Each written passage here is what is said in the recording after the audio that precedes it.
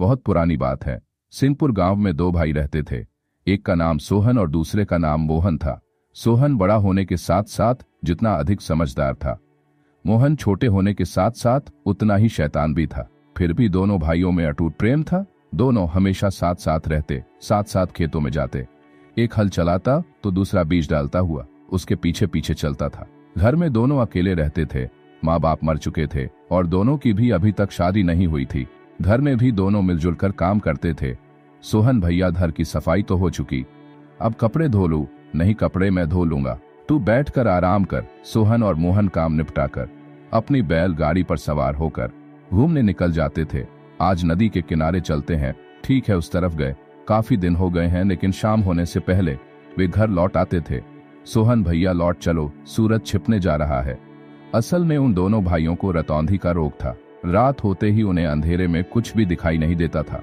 आज लौटने में कुछ ज्यादा देर हो गई। अपने रोग को छिपाने के लिए उन्होंने एक तरकीब खोज ली थी। वे रात होने से पहले ही अपने सारे काम धंधे खत्म कर लेते थे, फिर आराम से खटिया पर बैठकर गप्पे मारते थे। और सोहन भैया, जब उस भयानक रात में वो शेर मेरी तरफ आ रहा था तो मैंने उसे आंख मार दी। बेचारा डर कर भाग गया। अब ये क्यों गप मारता है? रात को तो तुझे दिखाई ही नहीं देता है। अड़ोसी पड़ोसी देखते तो बड़े हैरान होते थे। क्या बात है सोहन, दोनों भाई खटिया पर बैठे हैं, तुम्हारा खाना कौन बना रहा है? बिना घरवाली के ही बड़ी मौज मस्ती से रहते हो। लेकिन जो लोग उनकी बीमारी के बारे में जानते थे, वे उन्हें देखकर छीटा कसी करने से बाज नहीं आते थे। देखो, सोहन मोहन को जा रहे हैं। बेचारे दिन के समय ही तो बाहर निकल पाते हैं। बेचारे रात के अंधेरे में कुछ भी देख नहीं सकते, इसीलिए तो दोनों अकेले डोल रहे हैं। इन्हें कोई अपने लड़की देने के लिए तैयार नहीं है। लोगों की बातें सुनकर मोहन का खून खोल उठता। सोहन भैया, सुना ये देवेंद्र जी दुकानदार क्या कह रहा है? तुम क्यों अपना खून जला रहे हो? इन्हें बोलने दो, एक दिन अपने आप चुप हो जाएंगे। इनका मुंह बंद करना ही पड़ेगा। पवन कितने दिनों से पीछे पड़ा है। चलो किसी दिन उसकी बहनों को देख ही आए। हाँ भैया, चलेंगे किसी दिन, लेकिन जल्दी चलना चाहिए, कहीं उनके कानों में भी भनक पड़ गई तो मुश्किल हो जाएगी। आज बड़ी समझदारी की बातें कर रहा है। लगता है मेरा भाई मोहन अक्लमंद होता जा रहा है। ठीक है भैया, फिर पवन को संदेश भिजवा देते हैं। अगले शुक्रवार को ही वहां चलेंगे। वहां कहीं हमारा भेद न खुल जाए। भेद कैसे खुलेगा? हम सुबह सुबह चलकर अंधेरा होने से पहले अपने घर लौट आएंगे। शुक्रवार के दिन सुबह ही दोनों भाई अपने लिए लड़की देखने जाने के लिए तैयार होने लगते हैं। बड़ा भाई सोहन कहता है, सोहन बैलगाड़ी तैयार है, अब ज्यादा देर मत लगा, नहीं तो लौटने तक अंधेरा हो जाएगा। चल जल्दी आकर बैलगाड़ी में बैठ जा। बस आ गया भैया। और फिर दोनों भाई बैलगाड़ी में बैठकर पवन के घर की ओर चल पड़े। बैलगाड़ी हवा से बातें करती हुई दौड़ रही थी। भैया, धूप कितनी तेज है, बैलों को पानी पिलाना होगा। हाँ, छोटे कोई छायादार जगह दिखे तो बैलगाड़ी रोक लेना। थोड़ी आगे बढ़ते ही जंगल शुरू हो गया। चारों तरफ छायादार पेड़ थे। सोहन कहता है, यही गाड़ी रोककर बैलों को खोल देता हूँ। हाँ भैया, इस पेड़ के नीचे बैठकर हम भी कुछ देर आराम कर लेते हैं। काफी देर सुस्ताने के बाद वे दोनों भाई देखते हैं कि उनके बैल कहीं पर भी नजर नहीं आ रहे हैं। अरे बैल कहाँ गए? यहाँ तो दूर दूर तक दिखाई नहीं दे रहे हैं। लगता है कहीं दूर निकल गए हैं। दोनों भाई बैलों को ढूंढने लगे। मोहन, तुम उस तरफ देखो, मैं इधर जाता हूँ। ठीक है भैया। ढूंढते ढूंढते शाम हो गई, पर बैल कहीं नहीं मिला। सोहन भैया, अब तो अंधेरा होने लगा, इस अंधेरे में हम बैलों को कैसे देख सकेंगे? तभी सोहन को एक तरकीब सोची और वो कहने लगा, अंधेरे में अब बैल दिखाई तो नहीं देंगे, हम दोनों एक दूसरे का हाथ पकड़ लेते हैं और बैलों को ढूंढते हैं। हाँ भैया, यही ठीक रहेगा। दोनों भाई एक दूसरे का हाथ पकड़कर जंगल में आगे बढ़ने लगे। काफी देर ढूंढने बाद भी जब उन्हें बैल नहीं मिले तो वे दोनों थक कर निराश हो जाते हैं। इसी तरह वे काफी देर तक बैलों को ढूंढते रहे, लेकिन बैल कहीं नहीं मिले। तभी उन्हें एक व्यक्ति मिलता है जो उन्हें देखकर कहता है, अरे सोहन और मोहन, तुम दोनों यहाँ पर क्या कर रहे हो? अपने होने वाले साले पवन की आवाज सुनकर दोनों भाइयों के मुंह उतर गए और सोचने लगे, अब तो पोल खुलकर रहेगी कि हम दोनों भाइयों को रात में दिखाई नहीं देता है। लेकिन सोहन झट बात बनाते हुए कहा, हम दोनों भाई तुम्हारे घर ही आ रहे थे कि रास्ते में सुस्ताने के लिए इस पेड़ के नीचे लेटकर आराम करने लगे कि पता नहीं हमारे दोनों बैल कहाँ चले गए। हम दोनों भाई अपने बैलों को ही ढूंढ रहे थे। अच्छा, मैं देखता हूँ कि तुम्हारे बैल कहाँ है। वैसे तुम्हारे बैल दिखते कैसे हैं? हमारे दोनों बैल सफेद रंग के हैं। दोनों भाई वहीं पेड़ के नीचे बैठ गए और पवन बैलों थोड़ी देर बाद उसे बैल दिख जाते हैं और वो कहता है लो बैल तो यहीं चल रहे हैं, अब इन्हें बैलगाड़ी से जोड़ता हूँ। पवन ने झटपट बैलों को गाड़ी में जोड़ा और फिर उनकी सवारी ससुराल की ओर चल पड़ी। ससुराल पहुंचकर दोनों का जोरदार स्वागत हुआ। आइए पधारिए सोहन जी और मोहन जी। दोनों को सजे धजे कमरे में ले जाकर बैठाया गया। पवन कहता है आप लोग आराम से बैठो, मैं अभी आया। सोहन होशियार रहना, कहीं पोल ना खुल जाए, भगवान ही लाज बचाए। थोड़ी देर बाद पवन आया और कहने लगा चलिए सोहन जी मोहन जी भोजन तैयार है, आप हाथ मुंह धो लीजिए। सोहन और मोहन भोजन करने बैठे। आप लोग भोजन कीजिए, अभी मैं अपनी बहनों के हाथ लस्सी भेजता हूँ। जैसे ही पवन कमरे से बाहर गया कि एक कुत्ता अंदर घुस आया और दोनों की थाली से रोटी उठाकर भाग गया। दोनों ने रोटी की ओर हाथ बढ़ाया तो थाली खाली मिली। अरे थाली में से रोटी कौन ले गया? मोहन तुमने ली है, पर रोटी तो थाली में भी नहीं है। लगता है कुत्ता या चूहा उठाकर ले गया है। अब की बार जरा ध्यान रखना। बेफिक्र रहो भैया, मैंने डंडा तैयार रखा हुआ है। लस्सी लेकर दोनों बहनों को भेजा गया जिनसे सोहन और मोहन की शादी होने वाली थी। जैसे ही वे दोनों कमरे में आई तो आहट सुनते ही मोहन ने डंडा दे मारा। डंडे की चोट से दोनों बहनें चीख पड़ी। अरे पवन भैया मैं मर गया, हाय बापू, मेरी कमर टूट गई। अरे बाप रे, लगता है मैंने राधा और प्रिया को ही पीट दिया है। उन दोनों का रोना सुनकर घर के अन्य लोग दौड़े आए और कहने लगे ये क्या हुआ, तुम दोनों चिल्ला क्यों रही थी? सोहन को तुरंत बात संभालते हुए बोला ये मोहन एकदम मूर्ख है, कई बार समझा कर लाया था कि होने वाली पत्नी जब भोजन परोसे तो उसके शरीर से लकड़ी केवल छू आई जाती है। हमारे यहाँ ऐसा रिवाज है, लेकिन इसने करारे चोट मार दी। ये सुनकर पवन कहता है चलो आप लोगों का रिवाज तो पूरा हो गया, अब आप आराम से बैठकर खाना खा लीजिए। ठीक है, पवन कहता है चलिए मैं आपके हाथ धुलवा दूं। तभी दरवाजे से बाहर निकलते हुए मोहन के पैर में ठोकर लग गई और वो चिल्लाने लगा हाय मैं मरा। ये सुनकर मोहन कहता है जरूर दहलीज से ठोकर खाई होगी। तभी पवन पूछता है अब क्या हुआ? कुछ नहीं, जमीन पर देखकर चलने की आदत नहीं है मोहन को, बस ठोकर लगी होगी। चोट तो नहीं लगा मोहन जी? ऐसे वैसे चोट से मोहन पर कोई असर नहीं होता। हाथ धोने के बाद पवन उनसे कहता है आप दोनों ऊपर वाले कमरे में पधारो, आपके सोने का इंतजाम वहीं किया है। दोनों भाई भगवान का नाम लेते हुए सीढ़ियां चढ़ने लगे। संभल संभल कर चढ़ना सोहन भैया, तू मेरी फिक्र मत कर, अपना ख्याल कर। लेकिन अगली सीढ़ी पर मोहन का पांव फिसला और वह लुढ़कते हुए नीचे आ गिरा। अरे मैं मर गया, मेरी कमर टूट गई। घर के लोग शोर सुनकर दौड़ आए। मोहन कमर को पकड़कर बड़ी मुश्किल से खड़ा हुआ। पवन ने उसे पूछा क्या हुआ मोहन जी, सीढ़ियों से कैसे गिर गए, क्या बताऊं? हाय तभी सोहन ने बीच में बोलकर फिर से बात संभाल ली। मोहन कुछ ज्यादा ही अडियल है, कहने लगा कि कुल 15 सीढ़ियां हैं, जबकि मैंने कहा 13 सीढ़ियां हैं। बस सीढ़ियां गिनने के लिए वापस नीचे दौड़ा, शायद जल्दी जल्दी में 2 सीढ़ियां फांद गया होगा। दिखाइए मोहन जी, कहीं चोट तो नहीं आई? नहीं, खास चोट नहीं लगी है। मैं अभी गरम गरम दूध में हल्दी डलवा कर भेजता हूँ।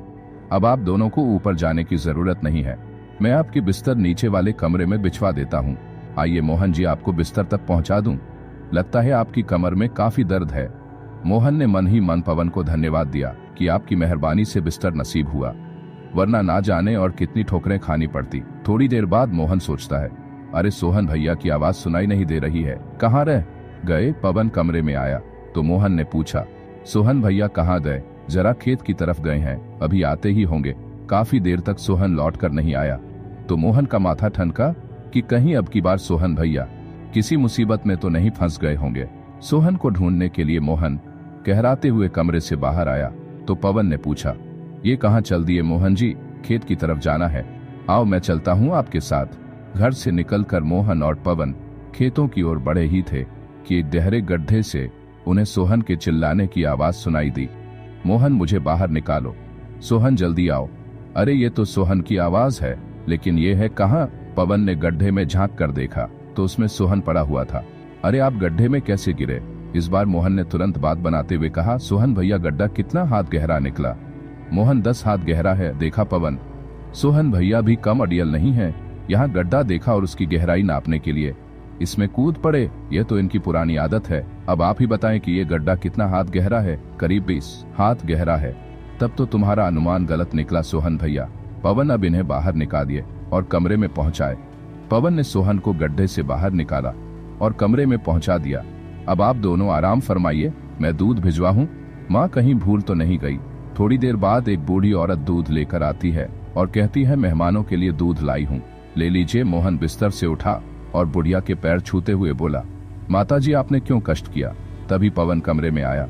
मोहन को नौकरानी के पैर छूते देखकर चिल्लाया, मोहन जी आप क्या कर रहे हैं, ये तो हमारी नौकरानी है। वो तो हमारी नौकरानी है। मोहन ने फिर गड़बड़ कर दी। सोहन ने सफाई पेश की, इसमें मोहन की कोई गलती नहीं है। दरअसल हमारे माता पिता ने हमें बड़ों का सम्मान करने की शिक्षा दी है। वे अमीर गरीब और नौकर मालिक में कोई भेद नहीं मानते थे। मोहन की बात सुनकर पवन बड़ा प्रभावित हुआ। नौकरानी के जाने के बाद फिर सोहन से बोला, आपके माता पिता के बड़े उच्च विचार थे। उनकी दी हुई शिक्षा का आप लोगों पर भी जरूर अच्छा असर हुआ होगा। मेरी बहनें बड़ी किस्मत वाली हैं जो उन्हें इतने समझदार पति मिल रहे हैं। अच्छा एक बात तो बताइए, आप दोनों को मेरी बहनें पसंद आई या नहीं? लेकिन हम तो उन्हें देख ही नहीं पाए। देखते भी कैसे? क्यों लस्सी लेकर भेजा तो था। उन्हें दरअसल छड़ी मारने का दस्तूर निभाते समय हम देख ही ना सके। कोई बात नहीं, सुबह नाश्ता वही दोनों लेकर आएंगी, तब देख लीजिएगा। दोनों मन सोचने लगे, यही ठीक है, सुबह की रोशनी में तो हमें दिखाई देने लगेगा। पवन कहता है, कमरे में गर्मी है इसलिए आपके बिस्तर बाहर आंगन में लगवा दिए हैं। रात काफी हो गई है, अब आप लोग सो जाइए। दोनों बाहर आंगन में बिछे अपने अपने बिस्तर पर सो गए। आधी रात को ठंड लगी तो वे उठकर बैठ गए। सोहन मोहन से बोला, चल मोहन अंदर वाले कमरे में चलें, यहाँ तो बहुत ठंड लग रही है। हाँ भैया चलो, अंधेरे में गिरते पड़ते। वे अंदर वाले कमरे में तो नहीं पहुंचे पर किसी गोदाम में पहुंच गए। लगता है हम किसी गोदाम में पहुंच गए हैं और यहाँ जमीन पर ही सोना पड़ेगा। दोनों जमीन पर ही हिट गए। वाह रे हमारी किस्मत, नरम नरम गुदगुदी बिस्तर छोड़कर जमीन मिली है सोने के लिए। थोड़ी देर बाद मोहन कहने लगा, मुझे तो कीड़े मकोड़ों के काटने के कारण नींद नहीं आ रही है। बस सवेरा होने में थोड़ी सी देर बाकी है, चुपचाप लेटा रहे, बना बनाया खेल मत बिगाड़। सुबह होते ही पवन आंगन में आया और दोनों को बिस्तर पर ना पाकर घबरा गया। पवन दौड़ा दौड़ा बाहर आते में आया और देखता है कि बैलगाड़ी तो वहीं खड़ी है। बैलगाड़ी के बिना वे दोनों गांव तो नहीं लौट सकते, हो सकता है खेतों की तरफ गए हो। पवन दौड़ा दौड़ा खेतों की तरफ जा पहुंचा, लेकिन वे दोनों यहाँ भी दिखाई नहीं दे रहे हैं। देवेंद्र निराश होकर अपने माँ बाप के पास पहुंचा और कहने लगा, माँ बापू सोहन और मोहन बिना बताए चले गए। क्या कह रहे हो बेटा? पवन इतनी सुबह कैसे जा सकते हैं? उसकी माँ कहती है शायद उन्हें हमारी लड़कियां पसंद नहीं आई। माँ लड़कियां तो उन्होंने देखी ही नहीं है। तभी नौकरानी वहां आकर बोलती है, जब मैं दूध लेकर गई थी तो सामने वाले कमरे में वे दोनों विराजमान थे। हाँ वहां बैठकर मैंने उनसे बातचीत भी की थी। ये सुनते ही पवन उस कमरे की तरफ लपका, लेकिन वहां भी सोहन मोहन को ना पाकर निराश हो गया। खोज करते करते पवन ने जाकर गोदाम का भीड़ा हुआ दरवाजा खोला तो अंदर का दृश्य देखकर वे भौचक्का रह गया। पवन के पीछे पीछे सारा परिवार उस कमरे के दरवाजे पर आ खड़ा हुआ। अरे ये गोदाम में आकर जमीन पर क्यों सो रहे हैं? मुझे तो इनके दिमाग में कोई खराबी नजर आती है। आंगन में बिस्तर बिछा तो रखे थे, फिर भी ये दोनों यहाँ क्यों सोए? शोर सुनकर दोनों की नींद खुल गई। भीड़ देखकर वे हैरान हो उठे। अरे इतने लोग क्यों जमा है? कहीं हमारी पोल तो नहीं खुल गई? सोहन फुर्ती से उठा और अपने होने वाले सास ससुर के पांव छूने लगा। मोहन ने भी उसका अनुसरण किया। जीते रहो बेटा, उनका ससुर कहता है, लेकिन आप यहाँ गोदाम में कैसे पहुंच गए? आप लोग तो बाहर आंगन में सोए हुए थे। सोहन ने तुरंत बात बनाते हुए कहा, क्या बताऊं, मेरा ये भाई बड़ा ही अडियल है, साथ ही इसे हर चीज की लंबाई नापने की सनक है। रात को ये कहने लगा कि इस गोदाम की लंबाई इसकी लंबाई से दुगनी है, जबकि मेरा कहना था कि मेरी लंबाई से दुगनी है। लेकिन ये अड़ गया तो मैंने कहा, हाथ कंदन को आरसी क्या, चलो नाप लेते हैं। बस लेट लेट कर कमरे की लंबाई नाप रहे थे कि अचानक आंख लग गई। कमरे की लंबाई नापने का काम भी अधूरा रह गया। इस पर ससुर जी ने मजाक करते हुए कहा, इस काम को अब पूरा कर लो दामाद जी, पिताजी अब उसकी जरूरत नहीं है। लेकिन ये तो पता ही नहीं चला कि कमरे की लंबाई किसके कद से दुगनी है, मेरे या भैया के। तभी उनका ससुर कहता है, लेकिन हमें पता चल गया है कि राधा का विवाह सोहन से करना ठीक रहेगा और प्रिया का मोहन से। वे कैसे पिताजी? गुणों के खान राधा, समझदार सोहन के योग है और समझ की जरा सी कच्ची प्रिया की मोहन के साथ अच्छी निभेगी। तभी पवन कहता है, लेकिन पिताजी इन दोनों के पसंद नापसंद भी तो जान लेनी चाहिए। इस पर सोहन को तुरंत बोला, ससुर जी जो भी करेंगे ठीक ही करेंगे, हमें मंजूर है। ससुर कहता है, सोहन जी अब शादी का मुहूर्त निकलवाए और बारात लेकर पधारिए जी। बहुत अच्छा पिताजी। जब वे दोनों भाई गांव में लौटे तो उनकी शादी की बात सुनकर गांव वाले हैरान रह गए और आपस में कहने लगे, सोहन और मोहन का विवाह होने वाला है। इस बार दोनों ने बाजी मार ली है। थोड़े दिनों बाद सोहन और मोहन का विवाह बड़ी धूमधाम से हो गया और वे अपना जीवन आनंद पूर्वक बिताने लगे।